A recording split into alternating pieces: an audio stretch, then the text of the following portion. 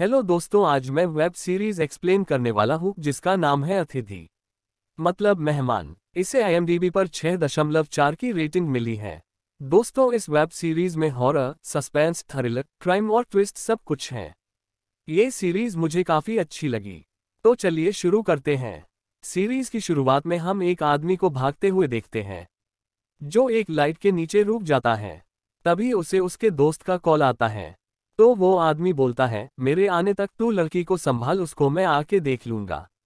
उसके ऐसे बोलते ही लाइट बुझ जाती है और हमें उस आदमी की चीख सुनाई देती है। अगले सीन में हम यूट्यूबर सवारी को देखते हैं, जो हॉरर वीडियोस बनाता है। उसका पक्का मानना है कि भूत नहीं होते। अभी इस गांव के भूतिया अड्डे की सच्चाई लोगों को दिखाने आया है। कुछ लोगों से सवारी भूत के बारे में सवाल पूछता है तो वो लोग डर के भाग जाते हैं। सिर्फ 2 बुजुर्ग लोग उसे भूतिया अड्डे के बारे में बताते हैं। कुछ साल पहले एक लड़का एक लड़की को धोखा दिया, इसलिए उस लड़की ने आत्महत्या की। तब से लड़की की आत्मा अकेले मर्द को चिपकती है। उस अड्डे के पास के 4 लाइट कभी भी शुरू नहीं होते। कितना भी रिपेयर करो, उस जगह से जाते वक्त जो कोई जैसे ही पहली लाइट क्रॉस करता है, उसकी गाड़ी की हेडलाइट बंद होती है और चौथे लाइट को क्रॉस करते ही गाड़ी बंद हो जाती है। अगर उसने पलट के देखा तो वो आत्मा उसको खत्म कर देती है। फिर सवारी पूछता है, इससे बचने के लिए क्या करें? वो बुजुर्ग बताते हैं, चौथे लाइट के पास से गाड़ी को धक्का मारते हुए अगली शुरू लाइट तक जाना, गाड़ी शुरू हो जाएगी। तब वहां से बिना पीछे देखे भाग जाना। सवारी पूछता है, ये सब आपको कैसे पता? क्या आपको उस आत्मा ने बताया?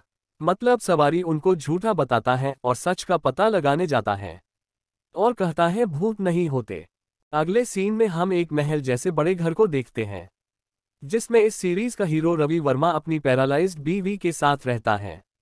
इसलिए घर का सारा काम रवि ही करता है, जैसे खाना बनाना वगैरह। तभी घंटी बजती है, मतलब रवि की पत्नी संध्या ने उसे बुलाया है। रवि वहां जाता है तो उसकी पत्नी एक किताब पढ़ रही होती है।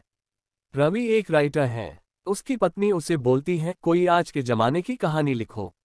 रवि उसे गुलाब का फूल देकर कहानी लिखने के लिए लाइब्रेरी में जाता है। वहां बारिश हो रही थी, इसलिए रवि उस बारिश को इमेजिन करते हुए कहानी लिखने लगता है।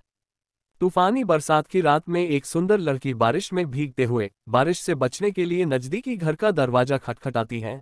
रवि ऐसा लिखते ही दरवाजा बजाने की आवाज आने लगती है। रवि सोचता है शायद उसका भ्रम होगा और कहानी में लिखता है, दरवाजा न खोलने पर लड़की बार बार दरवाजा खटखटाती है। तभी फिर से दरवाजा बजाने की आवाज आती है। अब रवि दरवाजा खोलता है तो सामने एक सुंदर लड़की माया होती है।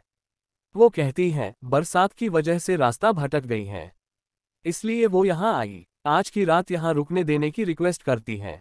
रवि उसे अंदर बुलाता है। रवि के महल को देख के माया दंग रह जाती है और बिना जान पहचान के रवि ने उसकी हेल्प की, इसलिए रवि को थैंक्स बोलती है। माया पूरी तरह भीग गई थी, इसलिए माया उसे कपड़े मांगती है। रवि अपने कमरे में जाकर पत्नी संध्या की साड़ी उसे देता है। रवि वापस संध्या के पास आता है, उसे बोलता है कि वो आजकल के जमाने की कहानी लिख रहा है, तूफानी बरसात में फंसी हुई लड़की की कहानी। और संध्या से पूछता है, अगर ऐसी लड़की हीरो के घर आए तो हीरो को क्या करना चाहिए? संध्या कहती है, उससे चाय या कॉफी पूछनी चाहिए। रवि माया से चाय या कॉफी पूछता है, पर माया उसे वोडका लाने बोलती है। रवि फिर संध्या से पूछता है, अगर हीरोइन वोडका मांगे तो क्या करना चाहिए? संध्या बोलती है, ऐसी लड़की को समझना मुश्किल है, उसे क्लोज जाके उसकी तारीफ करके उसका भरोसा जीतने से वो खुद के बारे में बता देगी। रवि और सवाल पूछने लगता है तो संध्या कहती है, पूरी कहानी मुझसे ही लिखवा लो। ये सुन के रवि चला जाता है।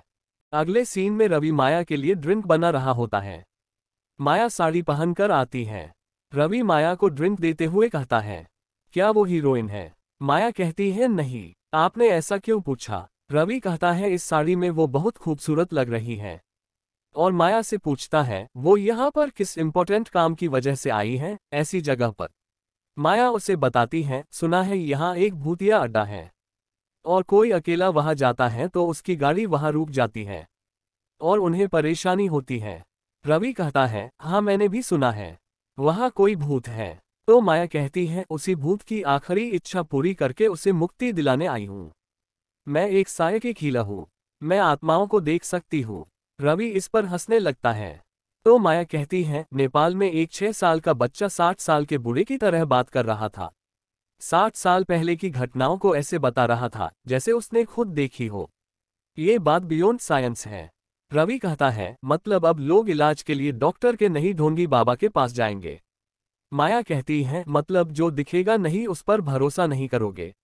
माया कहती है, मैं आपके बारे में कुछ नहीं जानती, क्योंकि आज मैं पहली बार मिली हूँ। आपके दोनों हाथ दीजिए। कुछ ऐसी चीजें बताऊंगी जो आपने मुझे पहले कभी नहीं बताए। आप इस घर में अपनी पत्नी के साथ रहते हैं। रवि कहता है, मैंने साड़ी लाकर दी इसलिए ये तो कोई भी बताएगा। आप अपनी पत्नी से बहुत प्यार करते हैं।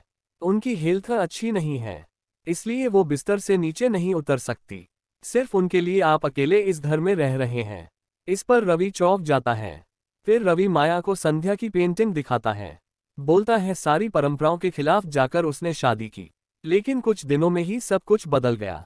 क्यों, क्या हुआ? रवि बताता है, प्रेगनेंसी कॉम्प्लिकेशंस की वजह से उसके पैर पैरालाइज्ड हो गए। मैंने तय कर लिया कि मैं सिर्फ उसके लिए ही जीऊंगा। माया कहती है, सोचो कोई जादू हो जाए और आपकी पत्नी नीचे चलकर आए तो? रवि कहता है, मैं अकेला ही डांस करता हूँ। अगर ऐसा हो जाए तो उसके साथ डांस करना चाहूंगा। माया कहती है, आज वो उसे अपनी पत्नी समझकर उसके साथ डांस करे। लेकिन रवि मानता नहीं, लेकिन माया उसे फोर्स करती है। दोनों डांस करने लगते हैं। तभी दरवाजा खटखटाने की आवाज आती है। रवि दरवाजा खोलता है। जैसे ही रवि दरवाजा खोलता है, सवारी घबराते हुए अंदर आता है। मोबाइल चार्जिंग करता है। रवि से सॉरी कहता है। फिर मोबाइल ऑन करके अपने दोस्त को कॉल करता है और उससे बोलता है, भूत सच में होते हैं। वो भूतिया अड्डे पर गया था। उसे डर है कि कहीं भूत उसके पीछे ना आ जाए। तभी हम देखते हैं कि वो आत्मा माया के अंदर आ गई है। अगले सीन में सवारी का फ्लैशबैक देखते हैं। सवारी वीडियो बनाते हुए उस भूतिया अड्डे पर जा रहा था। उसके पास ईएमएफ रीडर डिवाइस था। कोई आत्मा होगी तो डिवाइस इंडिकेट करेगा।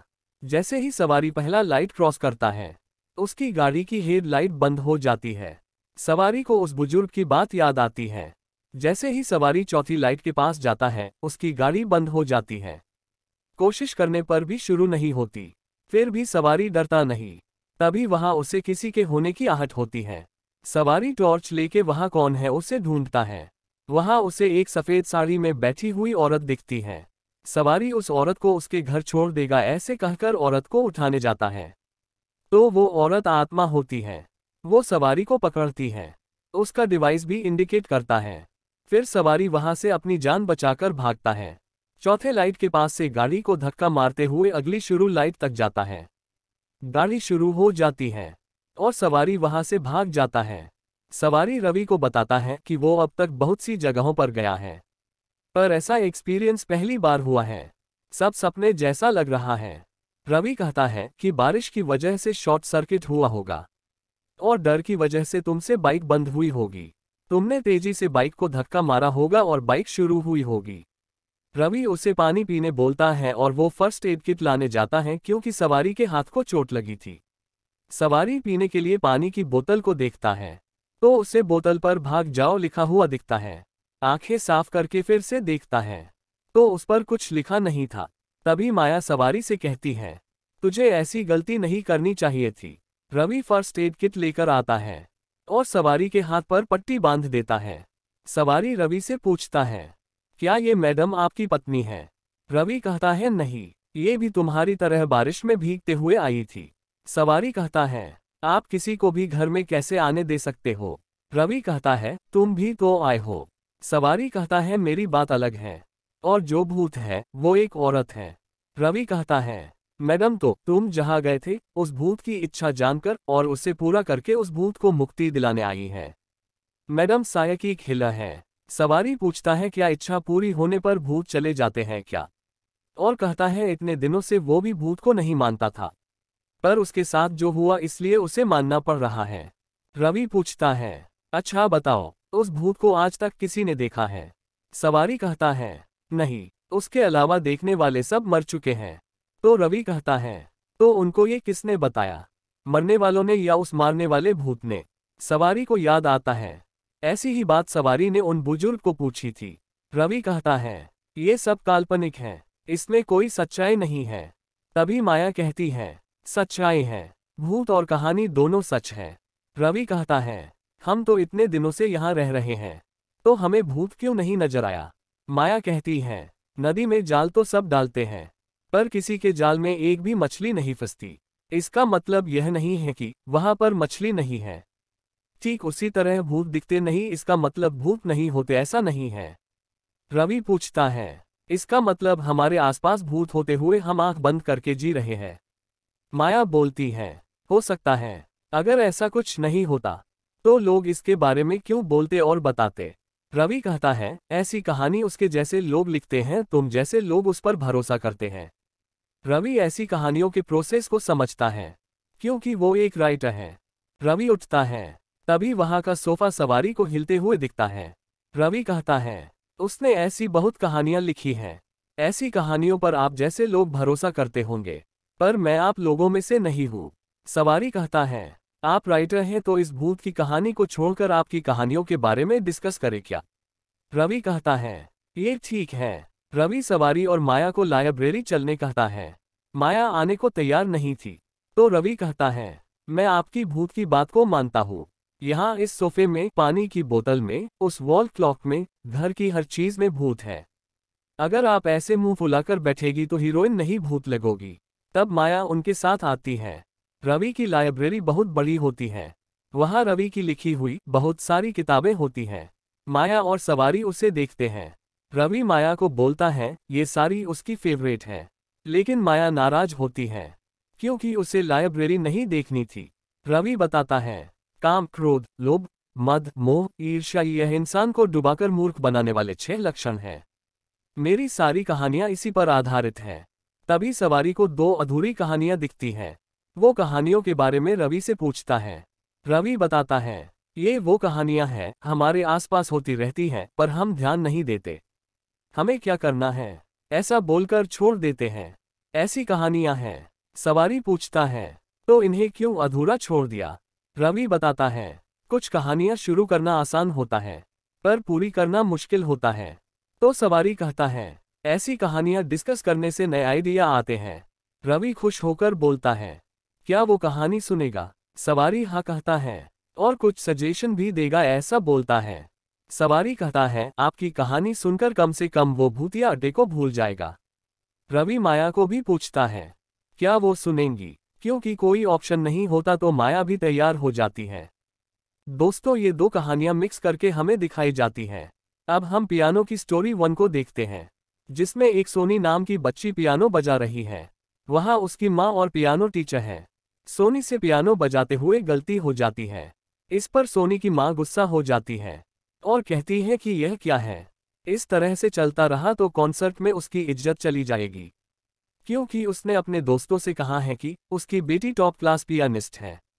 अगर सोनी से एक भी गलती हुई तो उसका मजाक बन जाएगा। ये बोलकर वो वहां से चली जाती है। सोनी रोते हुए अपने कमरे में जाती है। अब दूसरी कहानी में हम एक घमंडी अमीर आदमी को देखते हैं।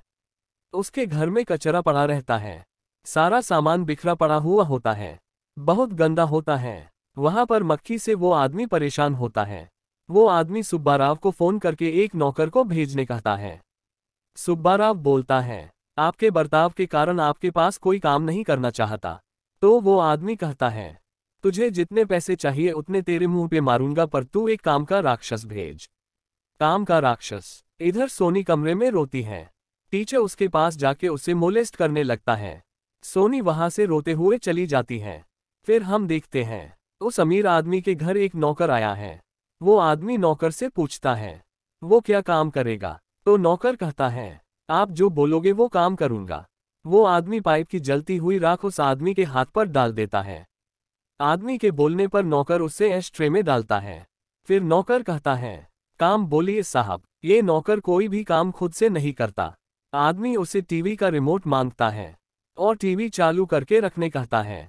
फिर सोनी को देखते हैं, जो पियानो बजा रही थी, पर वो नोट को बजाते हुए बार बार गलती कर रही थी। उसे समझ नहीं आता आखिर वो क्या गलती कर रही है। तभी वहां टीचर आके बताता है, वो नोट कभी भी सही से प्ले नहीं कर सकती, क्योंकि यह नोट उसने सिखाया ही नहीं। अगर नोट गलत हुआ तो तुम्हारी माँ तुमसे नाराज होकर तुम्हें छोड़कर चली जाएगी।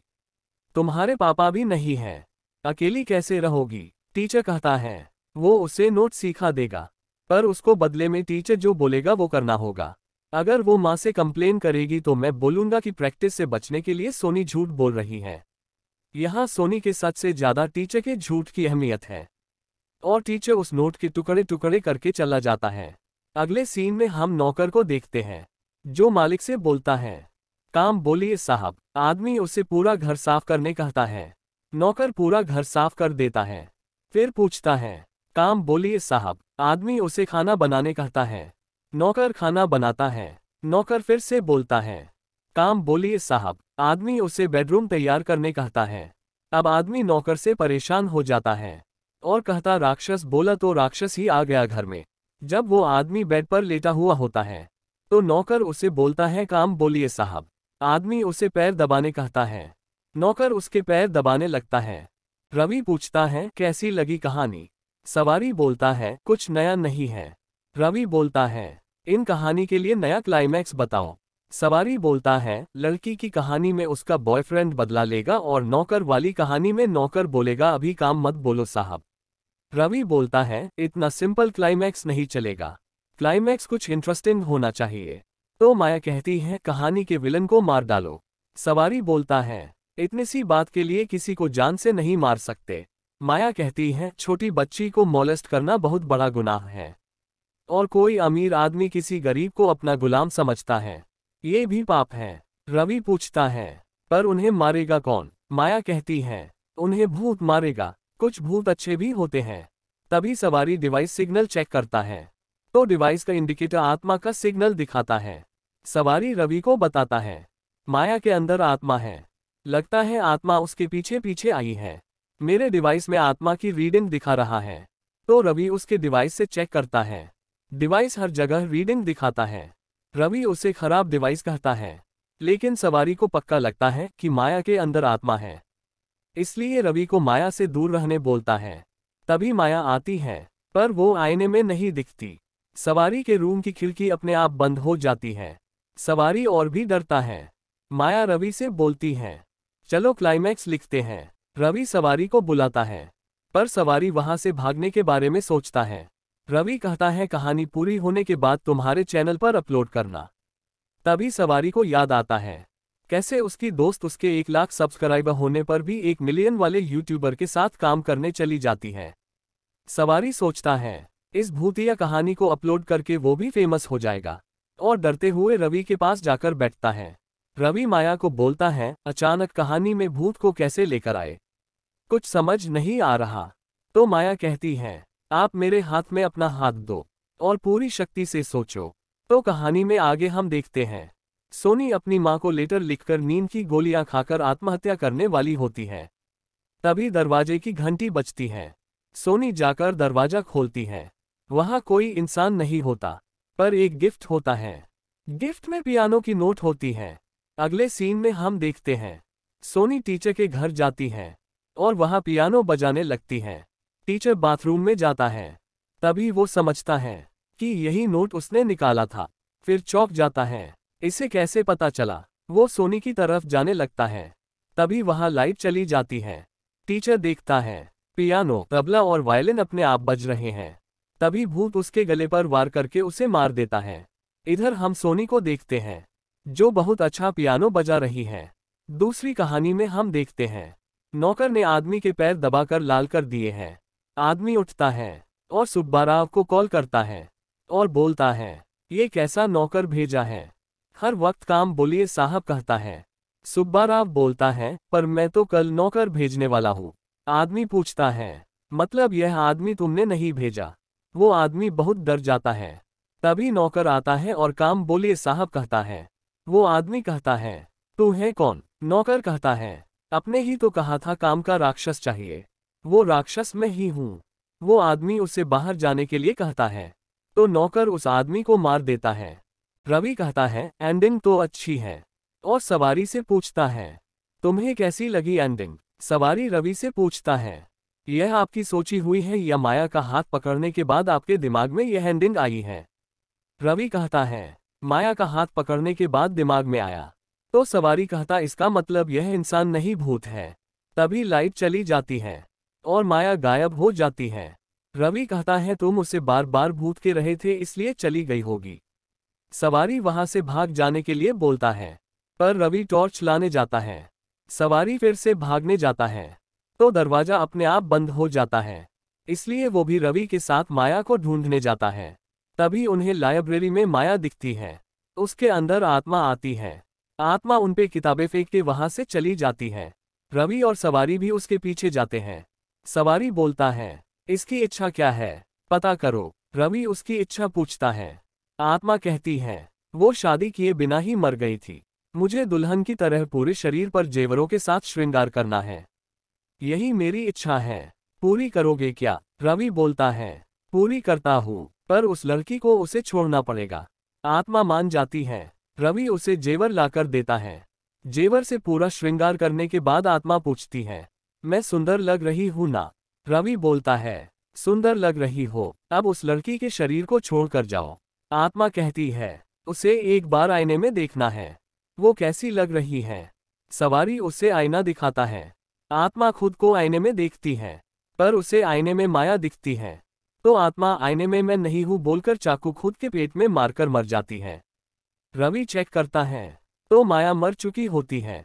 सवारी पुलिस के पास जाने कहता है, पर रवि कहता है, पुलिस हमें ही पकड़ेगी। सवारी कहता है, उसके पास सबूत है और वो वीडियो रिकॉर्डिंग देखते हैं, पर रिकॉर्डिंग अधूरी होती है। रवि कहता है, ये तो नहीं चलेगा, आगे क्या करना है वो सोचो। सवारी कहता है, यह आपका घर है और वो आपकी माया, उसका कोई लेना देना नहीं है। रवि कहता है, भूत तो तुम्हारा ही है ना? भूतिया अड्डे से भूत तुम ही लेकर आए हो। तभी उन्हें बाहर किसी की आवाज सुनाई देती है। सवारी देखता है और कहता है कि बाहर पुलिस है। इधर रवि की पत्नी घंटी बजा रही है, उधर दरवाजे पर पुलिस अफसर और घर में माया की लाश। रवि सवारी से कहता है, डरो मत, और वो संध्या से बात करने जाता है।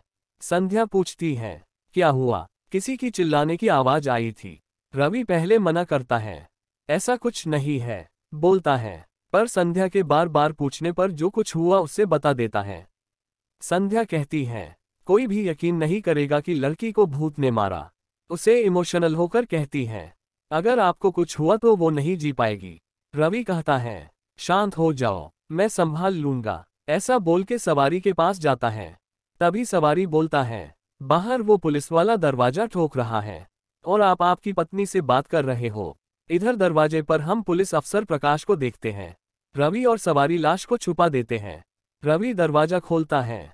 प्रकाश बोलता है, मेरी गाड़ी खराब हो गई है, मेरा असिस्टेंट आने तक आपके घर में रुक जाओ क्या? रवि हाँ कहता है। प्रकाश पूरे घर को देखता है, जैसे तलाशी ले रहा हो। वहां के एक सोफे पर बैठ जाता है और उनको बताता है, उसका नाम प्रकाश है, वो स्पेशल ड्यूटी क्राइम ब्रांच अफसर है, और उनके भी नाम पूछने लगता है। रवि उसका नाम रवि वर्मा बताता है, और यह मेरा दोस्त सवारी यूट्यूबर है, घोस्ट हॉन्टिंग वीडियो बनाता है। प्रकाश सवारी से पूछता है, कभी भूत देखा क्या? रवि कहता है, भूत होंगे तो नजर आएंगे, ये तो बस लोगों का भ्रम है। सवारी बहुत डरा हुआ होता है, क्योंकि लाश उन्होंने उसी सोफे के नीचे छुपाई थी, उसका भांडा फूट ना जाए, इसलिए रवि प्रकाश को मारने की तैयारी करता है, पर सवारी उसे रोकने लगता है। तभी प्रकाश को कॉल आता है, वो वहां से चला जाता है। प्रकाश के चले जाने के बाद रवि और सवारी माया की लाश को एक कमरे में लेके आते हैं और उससे ठिकाने लगाने के बारे में सोच रहे होते हैं। तभी वहां प्रकाश आता है और इस राज को छुपाने के लिए रवि से 25 लाख रुपए मांगता है। रवि एक कमरे का ताला खोलकर अंदर जाता है, पैसों से भरा बैग लाकर प्रकाश को देता है। प्रकाश देखता है कि रवि ने कमरे की चाबी अपनी जेब में रखी है। फिर वो घर के बाहर माया की बॉडी दफनाने के लिए गड्ढा खोदते हैं।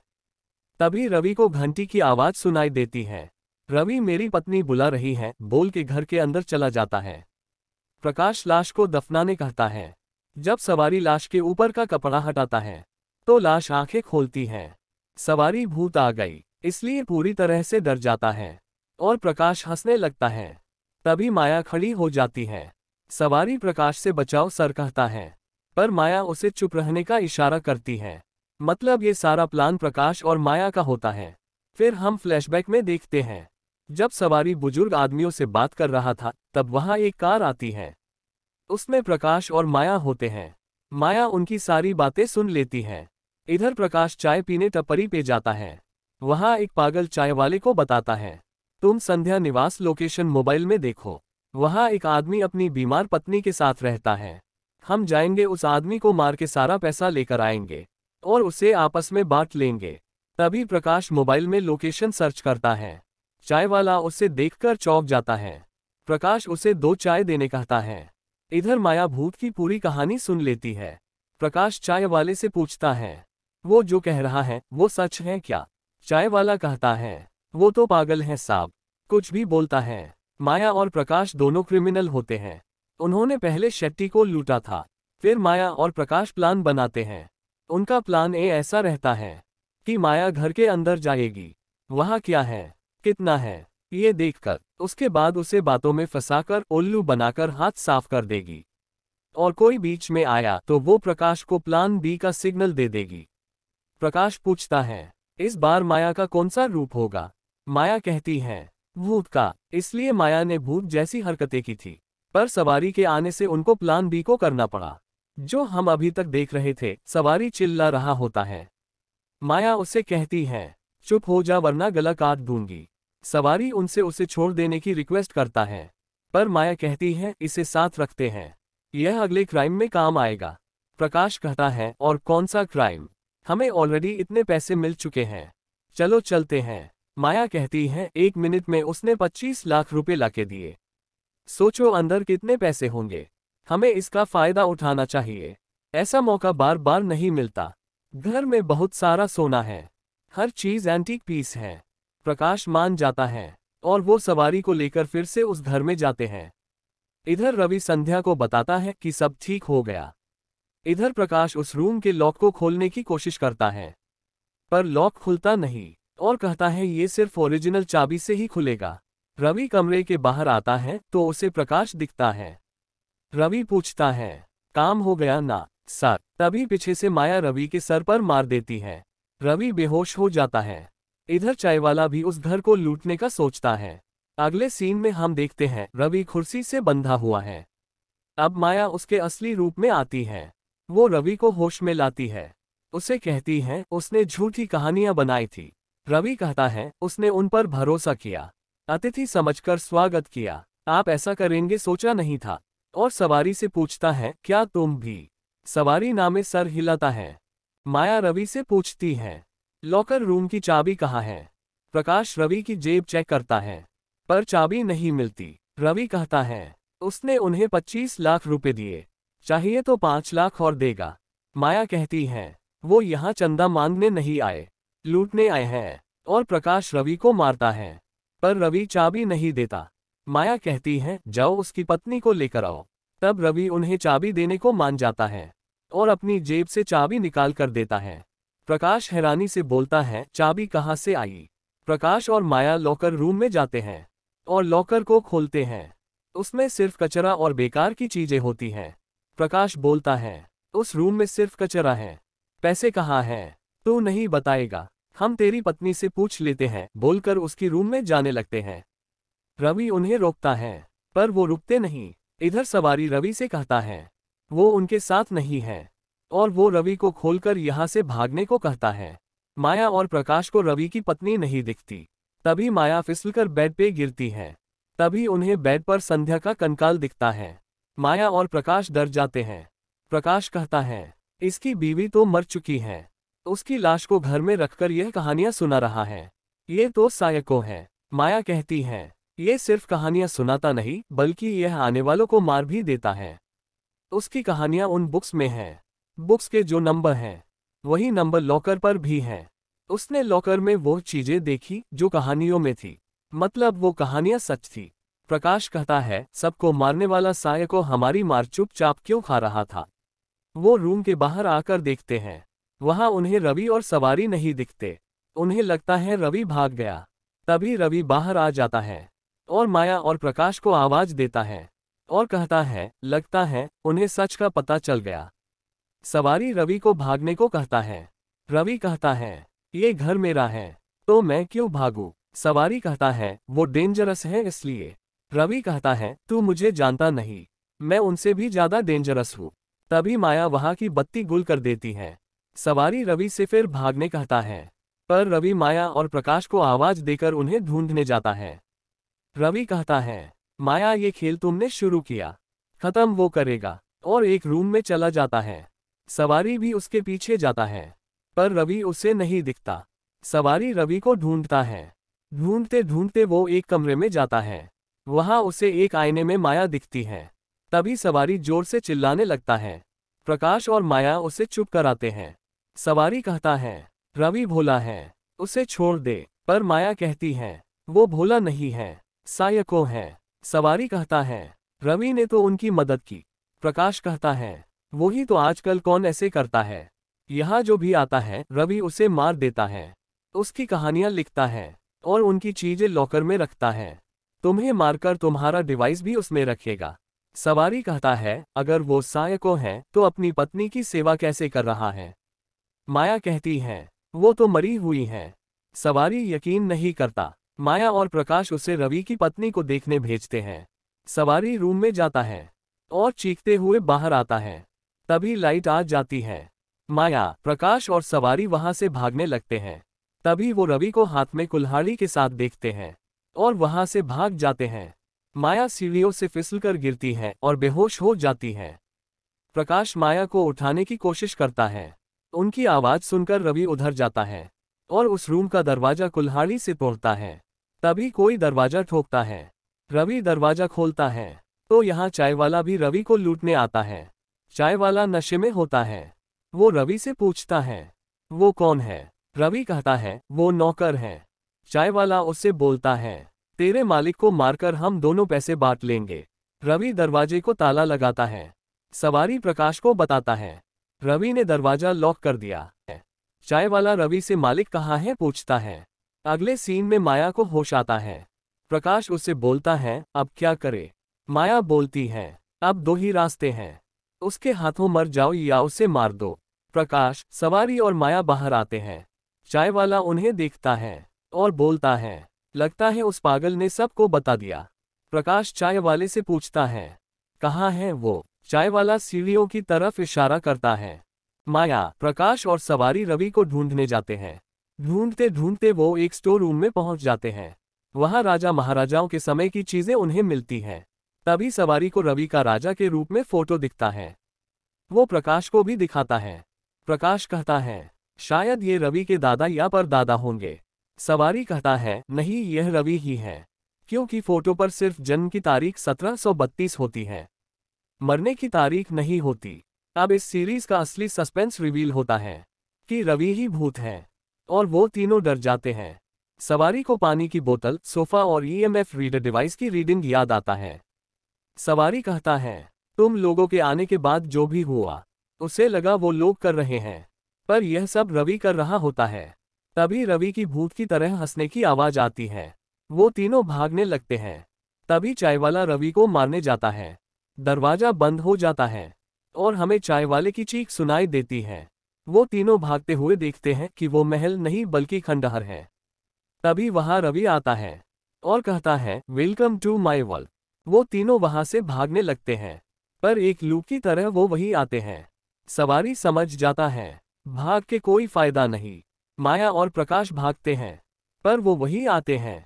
रवि उनसे कहता है अब तक उसकी लिखी हुई कहानियां सुनी, अब उसकी खुद की कहानी सुनाता है। रवि का राजघराना था, इसलिए वो भी बृंदना राज्य का राजा होता है। उसके राज्य में सब कुछ था, सुख, समृद्धि, खजाना और साथ में जलन और षड्यंत्र भी। अगले सीन में हम राजा की छोटे भाई वीरा को देखते हैं, जो महामंत्री रुद्रा से बात कर रहा है कि वो सिर्फ छोटा है, इसलिए राजा नहीं बना। वो किसी भी कीमत पर राजा बनना चाहता है। रुद्रा वीरा की बातें सुनकर वहां से चला जाता है। रवि बताता है उसके भाई की नफरत बढ़ती जा रही थी। अगले सीन में महामंत्री रुद्रा एक अंग्रेज का व्यापार का प्रस्ताव राजा रवि वर्मा को बता रहा होता है और उनके साथ व्यापार करने के फायदे बताता है और कहता है उनके दुश्मन राजा के साथ युद्ध करेंगे तो बहुत नुकसान हो जाएगा, इसलिए हम अंग्रेजों की तरह पीछे से हमला कर देंगे। इंद्रजीत को दावत पर बुलाकर यही समाधि बना देंगे।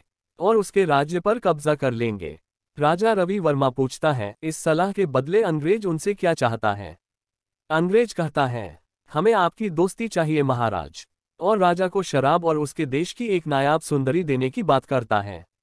राजा उसका प्रस्ताव मान्य करता है और राजा इंद्रजीत को रात के खाने पर बुलाने का प्रबंध करने का आदेश देता है। राजा के निर्णय से सब सहमत होते हैं, सिर्फ उसकी दासी संध्या उससे सहमत नहीं होती। वो राजा से कहती है, अन्याय का सामना करके लड़ने वाला वीर और गरीबों की सहायता करने वाला दयालु ऐसे थे हमारे राजा, पर आज वो व्यापार के लिए दुष्टता पर उतर आए हैं। वो राजा को भगवान समझती थी, पर वो इंसान कहने के भी लायक नहीं। राजा वहां से चला जाता है। अगले सीन में हम देखते हैं, राजा रवि वर्मा की दावत में राजा इंद्रजीत आया है। राजा इंद्रजीत पूछता है, राजा की दावत है तो यहाँ राजा महाराजा आए होंगे, पर ये तो कुछ ही लोग हैं। इस बदलाव के पीछे का रहस्य पूछता है। राजा रवि वर्मा कहते हैं, युद्ध करने से क्या फायदा होगा? इतनी लाशें गिरेंगी कि गिद्ध भी उन्हें खा नहीं पाएंगे। इतना रक्त बहेगा कि सूर्य की गर्मी भी उसे सुखा नहीं पाएगी। राजा रवि वर्मा कहता है, जरा सोच के देखिए, हमारे बीच दुश्मनी से ज्यादा फायदा हमारी दोस्ती से होगा। इसमें ही सबका भला है। यदि उन्हें प्रस्ताव मंजूर है तो भोजन ग्रहण करने कहता है, पर राजा इंद्रजीत अभी भी उस पर शक कर रहा होता है। राजा रवि वर्मा कहता है, आपका शक करना जायज है। पुराना दुश्मन एक दिन में दोस्त बनने की बात करे तो ये बात हजम नहीं होती। और राजा इंद्रजीत की ड्रिंक को अपनी ड्रिंक से बदलने कहता है और उस ड्रिंक को खुद पी जाता है।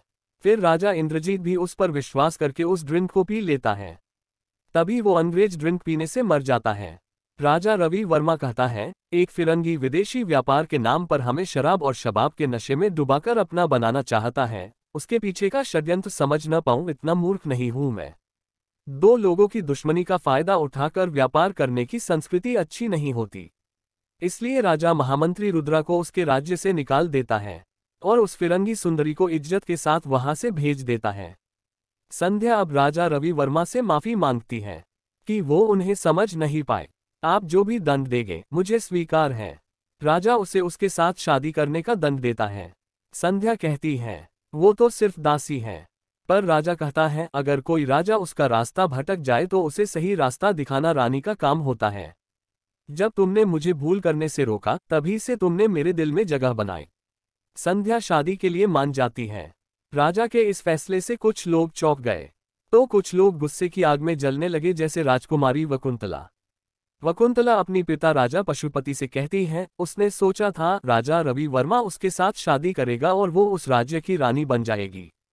पशुपति कहता है वो उसे उस राज्य की रानी बना के रहेगा। अगले सीन में हम देखते हैं, राजा पशुपति, राजा इंद्रजीत, महामंत्री रुद्रा और राजा रवि वर्मा का छोटा भाई वीरा उसे आज रात मारने का षड्यंत्र रचते हैं। फिर हम देखते हैं, राजा रवि वर्मा अपने महल में जा रहा होता है। तभी उसे किसी की आहट सुनाई देती है। वीरा उसकी पीठ में खंजर मारता है।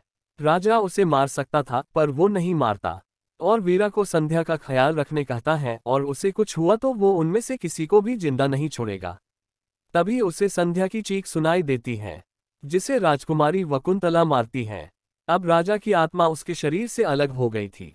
सब दुश्मन राजा के शरीर के पास खड़े होकर हंसने लगते हैं। ये सब देखकर राजा की आत्मा उन सबको खत्म कर देती है। राजा की आत्मा फिर से उसके शरीर में प्रवेश करती है। प्रेजेंट में राजा बताता है वो संध्या से किया वादा निभा नहीं सका, जिसके कारण है मनुष्य के 6 लक्षण काम, क्रोध, लोभ, मद, मोह, ईर्ष्या। छोटी छोटी धोखाधड़ी से बड़े बड़े युद्ध भी इसी वजह से होते हैं और इन्हें काबू में करने में लगता है सिर्फ एक पल। रवि आगे बताता है, इस घर में कई लोग आए और गए, पर एक पल के लिए वो अपनी लालच पर काबू नहीं कर पाए। पैसों की जरूरत किसी नहीं होती, इसलिए रवि वर्मा ने उन्हें छोड़ दिया था। पर इंसान की भूख कभी नहीं मिटती, इसके लिए वो खून भी कर सकता है। तभी माया और प्रकाश रवि वर्मा से माफी मांगते हैं। रवि भी उन्हें माफ करके चले जाने को कहता है। रवि सवारी को भी जाने को कहता है। वो वहां से भागने लगते हैं। भागते भागते वो प्रकाश की गाड़ी के पास पहुंच जाते हैं। सवारी उनसे किसी नजदीकी गांव में छोड़ने की रिक्वेस्ट करता है। प्रकाश मान जाता है, पर तभी माया को लालच आता है कि वो पैसे का बैग तो बाहर ही है, चलो उसे लेकर आते हैं। सवारी उन्हें रोकता है पर वो नहीं रुकते। प्रकाश बैग चेक करता है तो उसमें कागज होते हैं। प्रकाश कहता है, माया लालच की भी हद होती है। अब सब खत्म, वो हमें छोड़ेगा नहीं। रवि उनको फिर पकड़ लेता है। तुम नहीं सुधरोगे, तुम्हारा लालच तुम्हें सुधरने नहीं देगा। इस समाज को जरूरत है अच्छे लोगों की, सवारी जैसे लोगों की, तुम जैसे लोगों की नहीं। और कहता है, उस दिन भगवान ने उसकी प्रजा की रक्षा करने के लिए ही उसे यहाँ छोड़ा था। तुम जैसे वायरस के लिए मैं एंटीवायरस हूँ। रवि चुटकी बजाता है। तभी वहां एक आईना दिखता है। उस आईने में पापी लोगों की आत्मा कैद होती है। रवि कहता है, जो कोई भी पाप करता है उसका हिसाब यमराज रखता है, और उसकी सजा ये राजा रवि वर्मा देता है। माया और प्रकाश भी आईने में कैद हो जाते हैं। इधर हम देखते हैं सवारी को लिफ्ट मिल गई है। वो गाड़ी वाला सवारी का फैन होता है। सवारी से कहता है, मैं पहले अंधेरे से भी डरता था, पर आपके वीडियो देखने बाद मुझे समझ में आया कि भूत नहीं होते। तब से मैं नहीं डरता, मैं तो मस्त रात को भी घूमता हूँ। तभी सवारी कहता है, भूत होते हैं। वो गाड़ी वाला पूछता है, आपके हाथ को क्या हुआ? सवारी पट्टी हटा के देखता है, उसका जख्म तो ठीक हो गया था। आखिरी सीन में रवि माया और प्रकाश की चीजों को भी लॉकर में रखता है। और यह सीरीज यहीं पर खत्म होती है।